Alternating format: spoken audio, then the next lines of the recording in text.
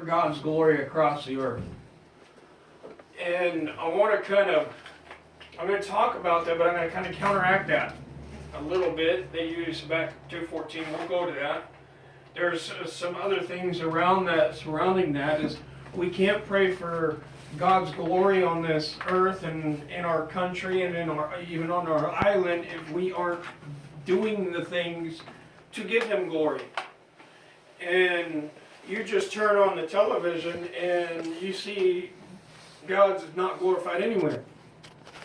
You just open up a newspaper, go to any restaurant, just walk down the street, and the way that people are dressed, and the way that people talk, and the way that people conduct themselves, God's not getting the glory out of anything. We're created to give Him glory. As Revelation 4:11 says, "Thou hast created all things, and for Thy pleasure they are and were created." But in Micah chapter number 6, in verse number 1, it says, "Hear ye now what the Lord saith, Arise, contend thou before the mountains, and let the hills hear thy voice. Hear ye mountains, hear ye, O mountains, the Lord's controversy, and ye strong foundations of the earth." National Day of Prayer Organization says, hey, we need to pray for God's glory on this earth. Well, God's got a controversy with the earth right here. "And for the Lord hath a controversy with His people, and He will plead with Israel. O my people, what have I done unto thee? And wherein have I wearied thee? Testify against me." God is saying, what have I done to you for you to treat me this way? He says, "For I brought thee out of the land of Egypt, and redeemed thee out of the house of servants, and I sent before thee Moses, Aaron, and Miriam.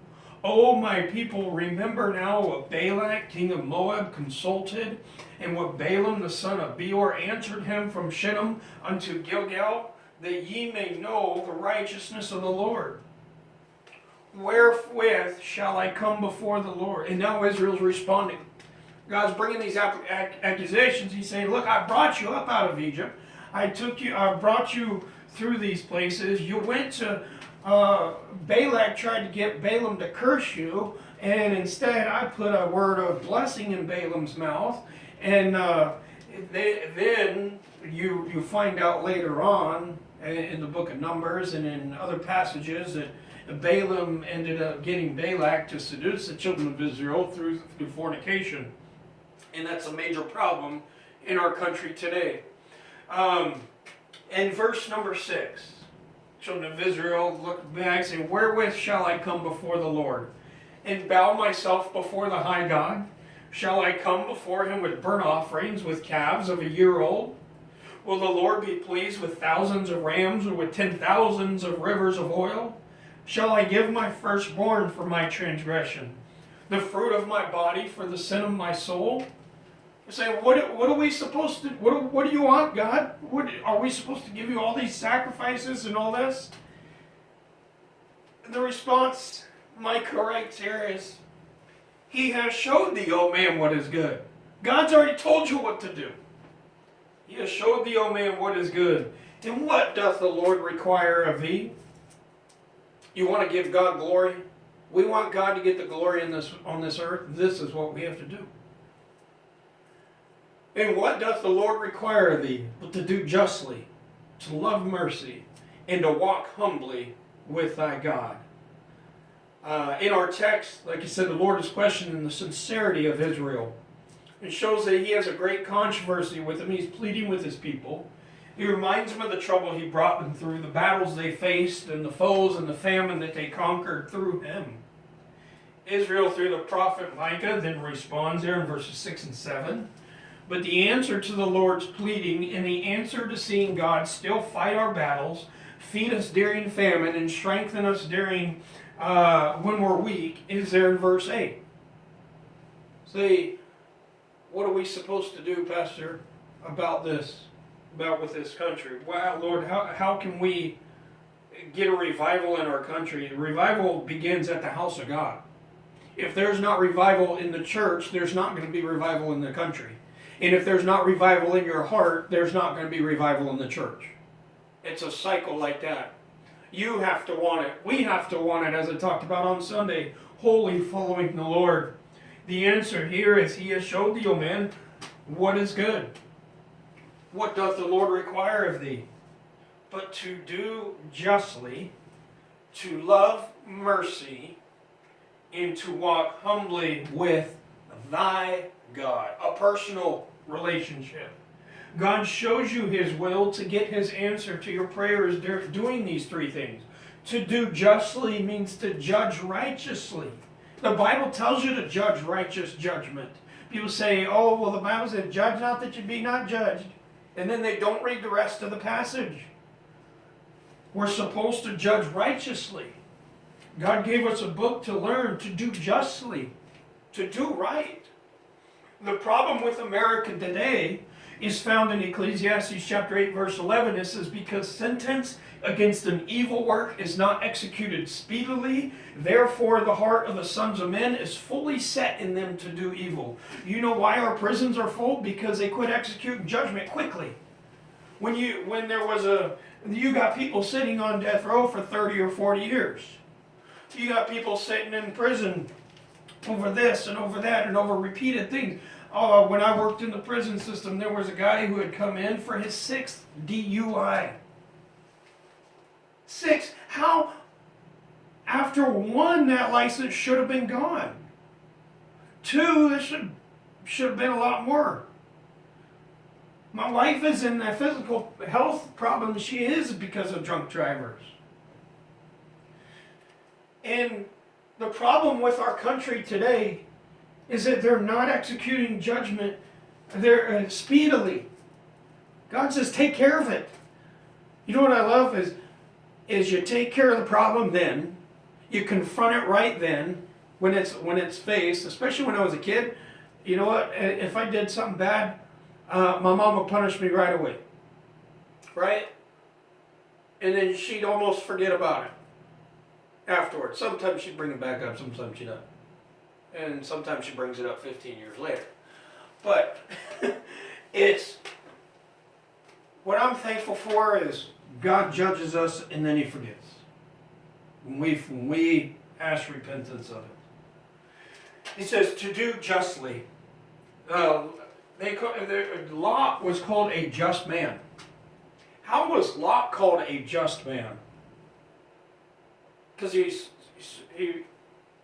served the Lord in some ways. In the midst of Sodom and Gomorrah, he was still called a just man. To love mercy.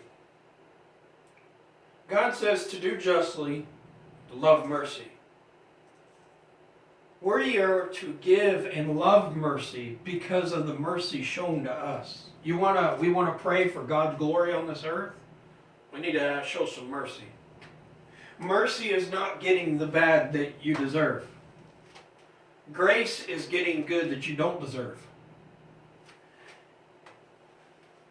We ought to have some mercy. And I've talked about that through the Beatitudes on Sunday night. Blessed are the merciful, right? To walk humbly with thy God. To walk humble with God, that's the poor in spirit there in Matthew chapter 5 that we talked about. As Americans, we are notoriously proud. We should be grateful for what God has given us. We should be happy about it and excited about it and proud about it in the sense of a good pride, not a pride thing. But our own pride has caused this nation to trust in their own power and set God aside. And that is the problem with what's going on in our country, is we have set God aside and trusted in our own works and in our own merits. And then you see the condition that we're in. If we really want to glorify God, we need to recognize that all blessings flow from Him. All blessings of being an American don't flow from government. The blessings of America do not flow from anything other than God. And the problem is we become too dependent and too on our accomplishments, on how great we are, as a people, and I am the first to say I am proud to be an American and all this, and I'll wear red, white, and blue all day long. I got red, white, and blue flowing through my veins, literally. But we have to recognize that these come from God, to walk humbly with God, to do justly, to love mercy, to walk humbly with thy God. Go to the book of Habakkuk. It's just a few books past Micah, Nahum, and Habakkuk. Habakkuk in chapter number 2 is the theme verse this year for the National Day of Prayer. And Habakkuk chapter 2 and verse 14 says, "For the earth shall be filled with the knowledge of the glory of the Lord, as the waters cover the sea." For the earth shall be filled with the knowledge of the glory of the Lord. You know what? One day they will be. Those clouds are going to part. That sky's going to part. The glory of the Lord is going to shine through. It's going to scare a lot of people. Praise God. We'll be out of here. But the theme put out this year by the National Day of Prayer organization is to pray for God's glory across the earth, and they use this verse back in 2:14. The problem is that this nation cannot give God glory in one breath and kill its babies in another. I don't understand for the life of me how anybody who calls themselves a Christian, much less a human being, can stand for abortion. Our own governor said this. She said, "We stopped elective surgeries here in Michigan." Some people have tried to say that that type of procedure, abortion, is considered the same, and that's ridiculous. She went on to say, you know, a woman's health care, her whole future, her ability to decide if and when she starts a family is not an election. It is fundamental to her life. It is life-sustaining. And it's something that government should not be getting in the middle of. She said abortion is life-sustaining. They sicken me to my stomach. And it makes me cry out to God for my state. And we wonder where's God? That is why we must pray for mercy from God on this nation and on this state. We cannot truly glorify God until we get those things right. We need to pray for God's mercy on this nation, on this state, because of the wickedness of offering the children to Moloch and considering it life-staining, and it is plain sickening. The Moloch, this idea of offering their children unto Moloch, the children of Israel, it was this statue with these hands that would hold out, he held out, and they would get that thing glowing hot until the hands of that God were white hot, and the people would place their children in them as a sacrifice to this God Moloch. That is what we are doing, not only with abortion, but the things that we allow in our homes, the things that we set our eyes upon, and the things that go on in our schools and in our universities and around the world. In order to get Habakkuk 2:14 right, you need to look at the other verses surrounding it. Look at verse 12. It says, "Woe to him that buildeth a town with blood, and establisheth a city by iniquity. Behold, it is not of the Lord of hosts that the people shall labor in the very fire, and the people shall weary themselves for very vanity. For the earth shall be filled with the knowledge of the glory of the Lord, as the waters cover the sea." Verse 15 says, "Woe unto him that giveth his neighbor drink." It's okay to have a drink every once in a while, Pastor. The Bible says, "Woe unto him that giveth his neighbor drink, that putteth thy bottle to him, and maketh him drunken also, that thou mayest look on their nakedness." That sounds a whole lot like what goes on in a lot of homes around this country. "Thou art filled with shame for glory. Drink thou also, and let the foreskin be uncovered. The cup of the Lord's right hand shall be turned unto thee, and shameful spewing shall be on thy glory. For the voice of Lebanon shall cover thee, and the spoil of beasts which made them afraid because of men's blood, and for the violence of the land and of the city and all that dwell therein." When you have to look at the rest of these verses to truly understand verse 14. "What profiteth the graven image that the maker thereof hath graven it. The molten image, and a teacher of lies, that the maker of his work trusteth therein to make dumb idols. Woe unto him that saith to the wood, Awake! To the dumb stone, Arise, it shall teach. Behold, it is laid over with gold and silver, and there is no breath at all in the midst of it. But the Lord is in his holy temple. Let all the earth keep silence before him. You know what America could do? They could keep silence for a little bit and contemplate on God. And contemplate on the judgment that he has pronounced on this on the sinners. But praise be to God for Jesus Christ. That is where we can glorify God. Yes, we should be giving glory to God and pray that it will be given, but we cannot do that properly and with purity, without doing justly, without loving mercy, and without walking with God. Go to Psalm chapter number 50. I'm trying to get quick, but we'll just do this. Psalm chapter 50. We can't say, pray for glory all over the earth. Let's everybody just join hands and pray glory all over the earth. When we aren't even giving God glory of our own selves, we're not committed to God in our own selves. Psalm chapter 50. There's two tales here really. In verses 7 through 15, God tells you he's in control and he's going to deliver us for his glory. And then in verses 16 through 22 is in regards to judgment on the sinner. And if you look at verses 7 through 14, it says, Hear, O my people, I will speak, O Israel, and I will testify against thee. I am God, even thy God. I will not reprove thee for thy sacrifices or thy burnt offerings to have been continually before me. I will take no bullock out of thy house, nor he-goats out of thy folds. For every beast of the forest is mine, and the cattle upon 1,000 hills. I know all the fowls of the mountains, and the wild beasts of the field are mine. If I were hungry, I would not tell thee, for the world is mine, and the fullness thereof. Will I eat the flesh of bulls, or drink the blood of goats? Offer unto God thanksgiving, and pay thy vows unto the Most High. And call upon me in the day of trouble. I will deliver thee, and thou shalt glorify me. God says, I don't need your sacrifices. I don't need your good works. I don't need your this and your that in your religion. I need your heart to glorify me. You need to glorify. That's what I need.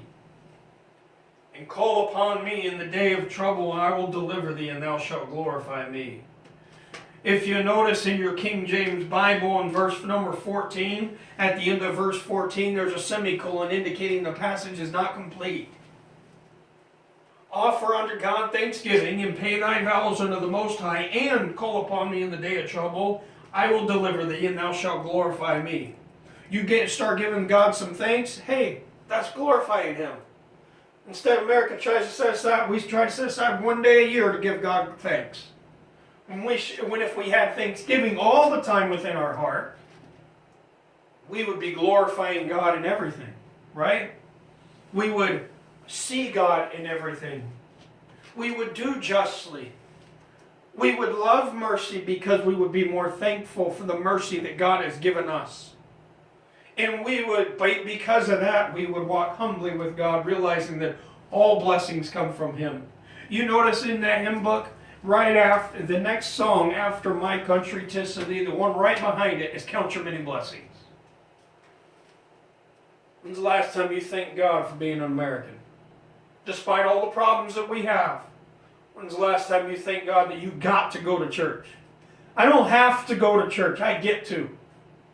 It wearies me when you have to try to beg Christians to come to church. But before verse 15 is done, we have to understand verses 7 through 14. God doesn't care about the sacrifices. He doesn't care about this and that and religious tradition and how much you're going to do with this or what you're going to do with that. He doesn't even care about your money. You say, Pastor, you're saying don't tithe? No, because if God got your heart, He's got your wallet. That's what I've been told. But it says He owns cattle on 1,000 hills. He doesn't need you to tell other people how much you've given to God. But He says, call upon me in the day of trouble, I will deliver thee. You know what I'm thankful for? In times like this, I can call on Him, and I can be confident that He's going to deliver in His timing and through His means. Verses 16 through 22, it says, but unto the wicked God saith, what hast thou to do to declare my statutes, or that thou shouldst take my covenant in thy mouth? He's telling the wicked, what are you doing thinking?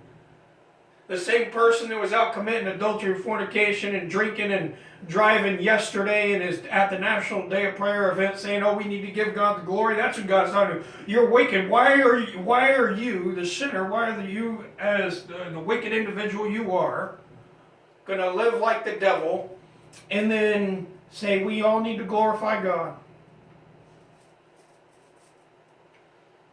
If you're saved, you're a Christian 24/7, not just on Sunday and Thursday nights. He says, seeing thou hatest instruction and castest my words behind thee, getting rid of the Bible, getting rid of the Ten Commandments out of government buildings. When thou sawest a thief, when thou consentest with him, and thou hast been partaker with adulterers, thou givest thy mouth to evil, and thy tongue fameth deceit. Thou sittest and speakest against thy brother, thou slanderest thine own mother's son. These things thou hast done, and I kept silent. Thou thoughtest that I was altogether such as one as thyself. But I will reprove thee, and set them in order before thine eyes. Now consider this, ye that forget God, lest I tear you into pieces, and there be none to deliver. You know what I'd have to say to anybody, any of the elected officials? Now consider this, ye that forget God. God's judgment will come when you forget Him. And you forget that He's put you in that spot for a particular reason. Those verses 16 through 22 kind of describe modern day America, much like Habakkuk chapter 2 did. Alexis de Tocqueville, famous 19th century French statesman, historian, and philosopher, traveled to America in the 30s to discover the reason for the great success of this new nation. And he said, upon my arrival in the United States, the religious aspect of the country was the first thing that struck my attention. And the longer I stayed there, the more I perceived that great political consequences resulting from this new state of things.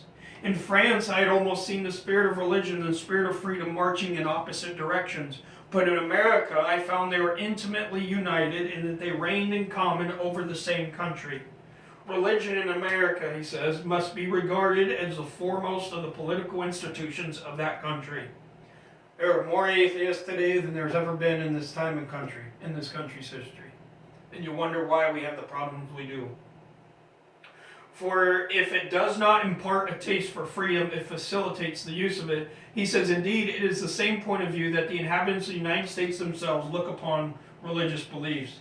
He says, I do not know whether all Americans have a sincere faith in their religion, for who can search the human heart?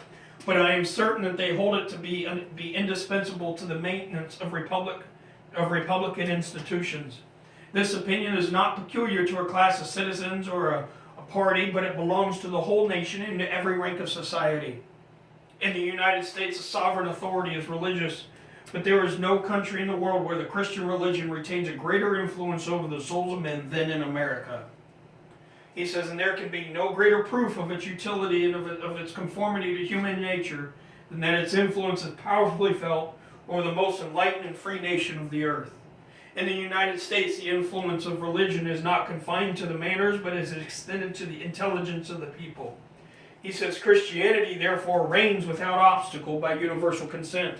He's saying the success of America is founded on its religious beliefs in God.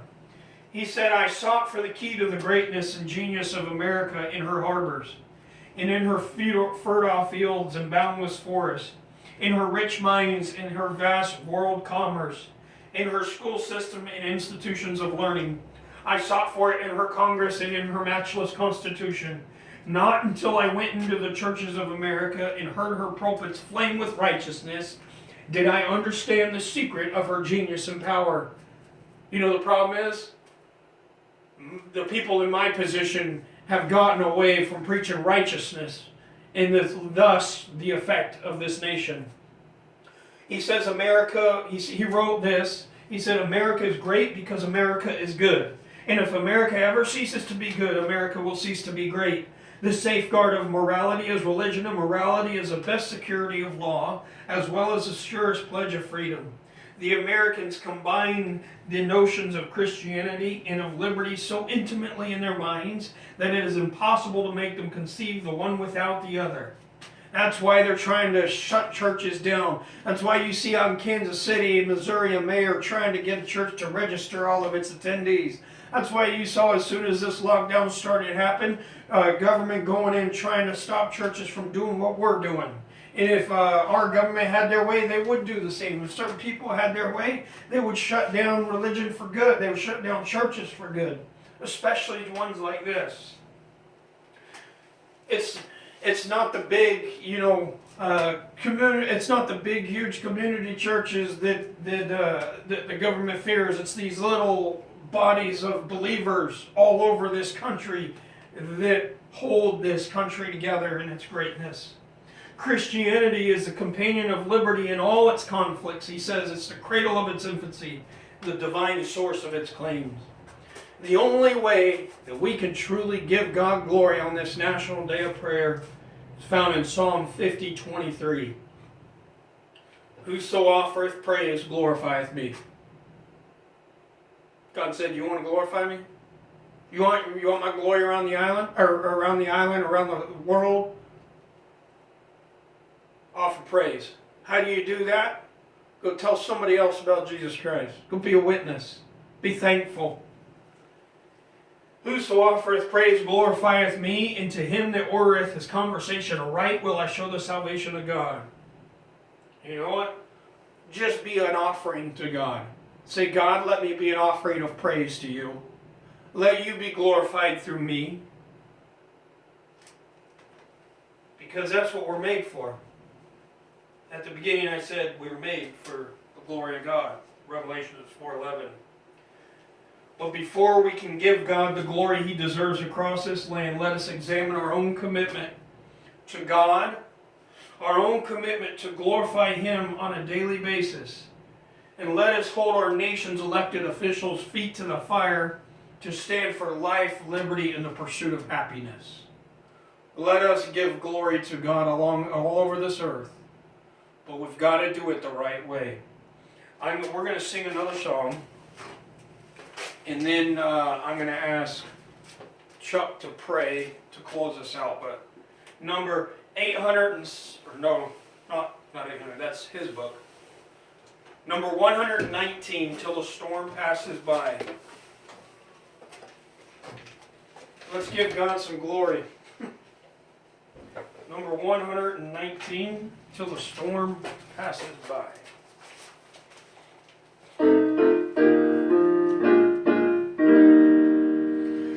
In the dark of the midnight have I oft hid my face, while the storm howls above me, and there's no hiding place.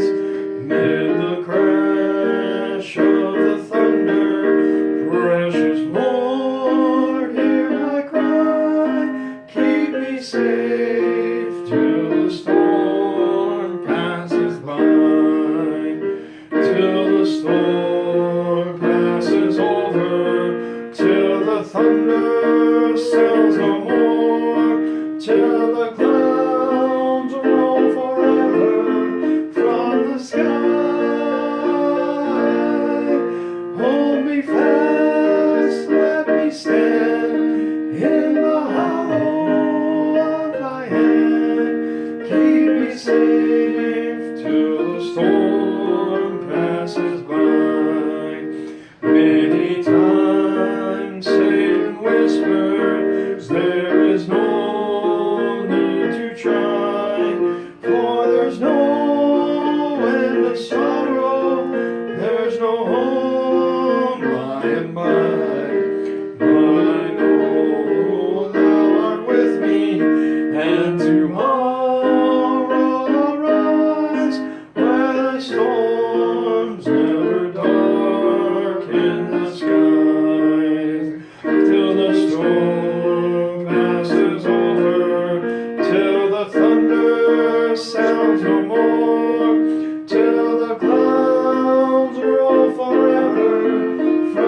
sky. Hold me fast and let me stand in the hollow of thy hand. Keep me safe till the storm passes by. Last verse here. When the long night has ended and the storms come no more, let me stand in thy presence on the bright, peaceful shore, in the land where the tempest never comes. Lord, may I dwell with thee when the storm passes by, till the storm passes over, till the thunder sounds no more, till